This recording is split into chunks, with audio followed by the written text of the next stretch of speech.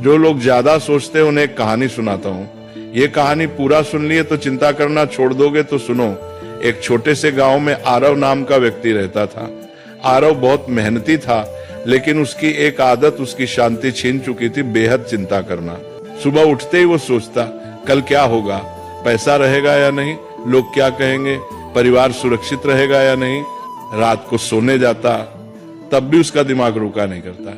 एक दिन अत्यधिक चिंता के कारण उसकी तबीयत बिगड़ गई।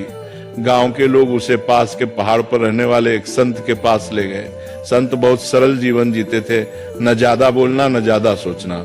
आरव ने संत से कहा, महाराज, मेरा मन कभी शांत नहीं होता, मैं हर समय डर और चिंता में रहता हूँ। संत मुस्कुराए और पास रखी एक मिट्टी की मटकी उठाई। उन्होंने कहा, इस मटकी को पानी से भर दो। आरव ने मटकी भर दी। फिर संत बोले, अब इसे सिर पर रखो और चलो, लेकिन एक शर्त है, अगर एक बूंद भी गिरी तो तुम असफल हो जाओगे। आरव पूरी तरह मटकी पर ध्यान लगाकर चलने लगा। रास्ते में लोग उससे बातें करते रहे, आवाजें आती रहीं, लेकिन आरव ने कुछ नहीं सुना। वह सिर्फ मटकी पर ध्यान देता रहा।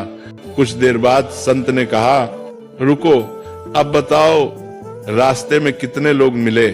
आरव बोला, महाराज, मुझे कुछ पता नहीं, मैं तो बस मटकी बचाने पर ध्यान दे रहा था। संत ने शांत स्वर में कहा, यही संत होने की शुरुआत है।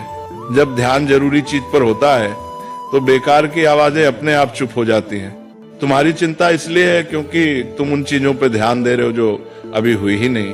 फिर संत ने आगे कहा, जो तुम्हारे हाथ में है कर्म, उसे ईमानदारी से करो। जो तुम्हारे हाथ में नहीं, भविष्य से भगवान पर छोड़ दो। यही संत का मन है। उस दिन आरव समझ गया, संत होना जंगल में जाना नहीं है, संत होना मन की अनावश्यक चिंताओं को छोड़ देना है। धीरे धीरे आरव ने चिंता कम की, वर्तमान में जीना सीखा, और वही व्यक्ति जो कभी बेचैन रहता था अब दूसरों को शांति की सीख देने लगा।